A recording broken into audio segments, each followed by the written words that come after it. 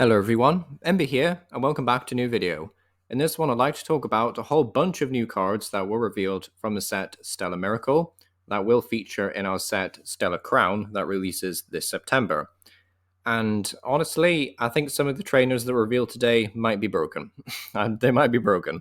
I don't like saying cards are broken too often because, it actually takes away from when a card is broken, gets lost in the hype. But honestly, I do think these trainers might be broken. So yeah. We also have a Hydrapple EX to take a look at. Well, I suppose we can talk about the Diplin first. One Grass Energy does 20 damage, and during your opponent's next turn, prevent all damage done to this Pokemon by attacks from basic Pokemon, which might be a surprisingly useful attack, to be honest.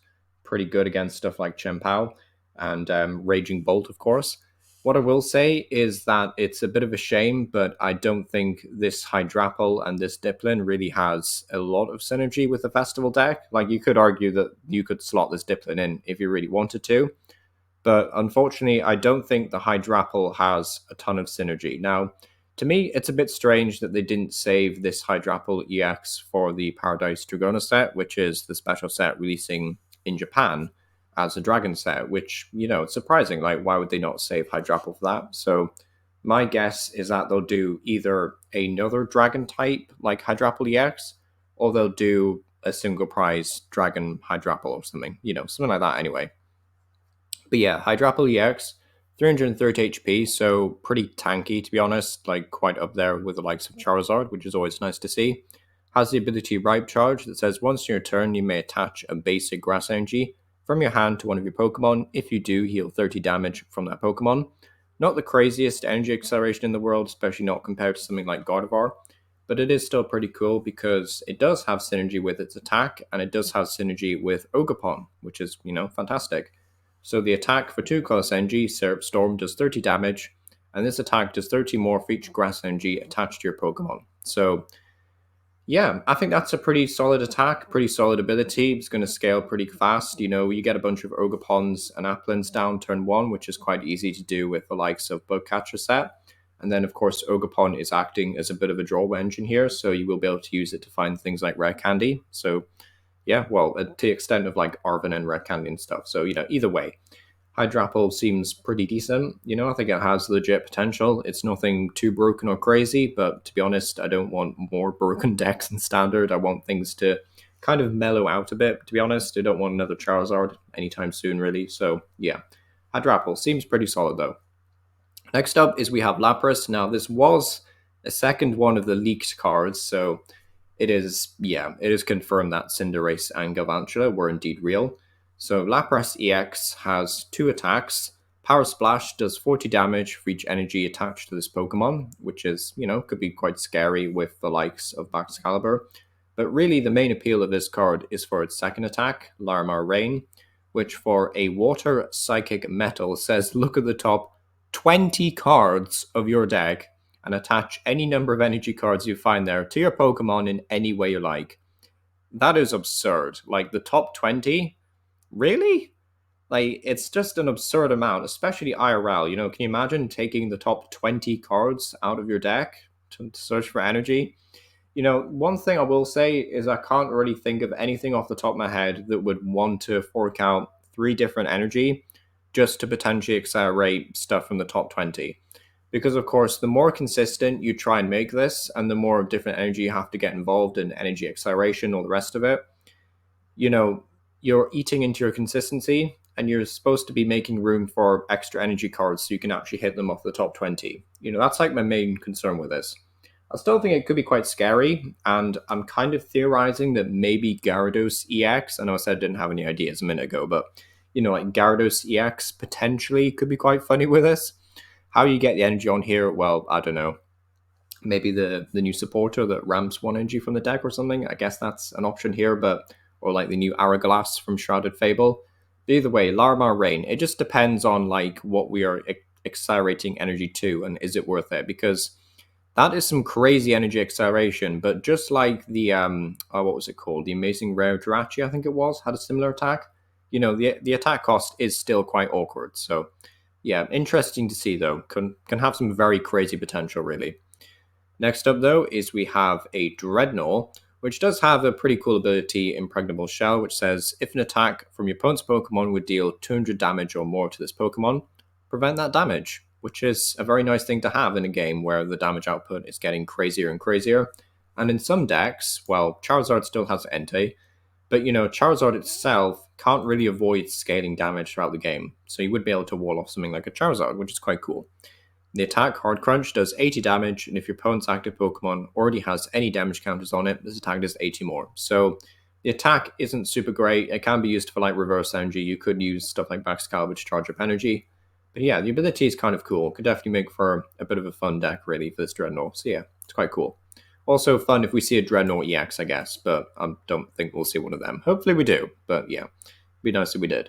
Then we have another Salazzle because it was just high time we got another Salazzle card. Not sure why it hasn't loaded here, but it does have the attack Sunburn. Your opponent discards a card from their hand. If this Pokemon evolved this turn, they discard 2 more cards. So you can discard 3, which is a bit disgusting because there is that card 06 Plan or something that shrinks your opponent's hand down to 3 cards, I believe. So yeah, you could just remove their hand with a Salazzle, which is quite funny. How viable is that as like a deck strategy for control? Could be quite nasty actually. We do have Scoop Up Cyclone. What do you call it? Scoop Up Cyclone? Yeah, to like pick up Salazzle and reset it, but you can't really reset multiple of these throughout the game. You'll only be able to do this 3 or 4 times realistically. So it's not like the most potent control strategy we have, but it's definitely not the worst thing in the world either, and something worth bearing in mind, really. Then we have a new Duraludon, which isn't super great, but it might be alright in GLC. 80 damage, and then 10 more damage for each damage counter on this Pokemon, which is alright, it's fine. Then we have an Duraludon, or an Archaludon. Archaludon? Is that how you pronounce it? 108 HP. This was one of the new Pokemon released in this DLC, by the way. Has the ability Steel Bridge. Your Pokemon with any metal energy attached to them have no retreat cost. Okay, that's quite nice to have. And then Iron Blaster does 160 and it can't attack next turn. So I would definitely say this is more of a GLC card unless metal types suddenly get loads of support. But yeah, I definitely say this is good for the other Duraludons in GLC. So that's kind of cool. Then we get to the trainers, and this is where things get really scary in my opinion. So Glass Trumpet says, you can only play this card if you have a Terra Pokemon in play. Okay, fair enough. But choose up to 2 of your benched colorless Pokemon and attach a basic energy from your discard pile to each of them. Excuse me? Like, what? That's crazy. That is very, very good energy acceleration. Granted, it's only to colorless Pokemon, and you do need a Terra Pokemon in play, but what colorless Terra Pokemon needs energy acceleration? Oh yeah, Terapagos. So, Terapagos, Blissey, I guess? That could be a thing. You could also combine them with the Monkey Dory. So, like the Monkey Dory that says if you have a dark energy attached to it, you can move 3 damage counters from one of your Pokemon to one of your opponent's Pokemon. So you'd have synergy there because you'd be able to ramp dark energy. A lot of cool combos with this, but honestly, it has me worried because if they ever print a colorless basic Pokemon in the future, regardless of the mechanic, it doesn't have to be Terra because, of course, we can't just slot Terapagos into the deck. If they print some really, really good colorless basic Pokemon, then this item will be broken. So, yeah, very, very scary card, to be honest. Definitely one to pick up a few copies of because even if Terapagos doesn't end up being super, super good, even though this item kind of just takes it off the edge for me, I still think that if they ever printed any good colorless basic Pokemon, then this item would just be amazing, basically. So yeah, very, very scary card for Blissey and stuff. Yeah, very scary. Then the last card to take a look at today is Briar, which says you can only play this card if your opponent has exactly 2 prize cards remaining. Until the end of this turn, if your opponent's active Pokemon is knocked out by damage from one of your Terra Pokemon, take 1 more prize card. Why did we need this card? Like, why? So if you're playing Charizard, right, let's just say for argument's sake, you're playing Charizard, right? Your opponent is playing a single prize card deck. They go down to 2 prize cards. You still have to take 2 prize cards to win. You're playing Charizard, by the way. You KO a single prize Pokemon after you play Briar, you just win.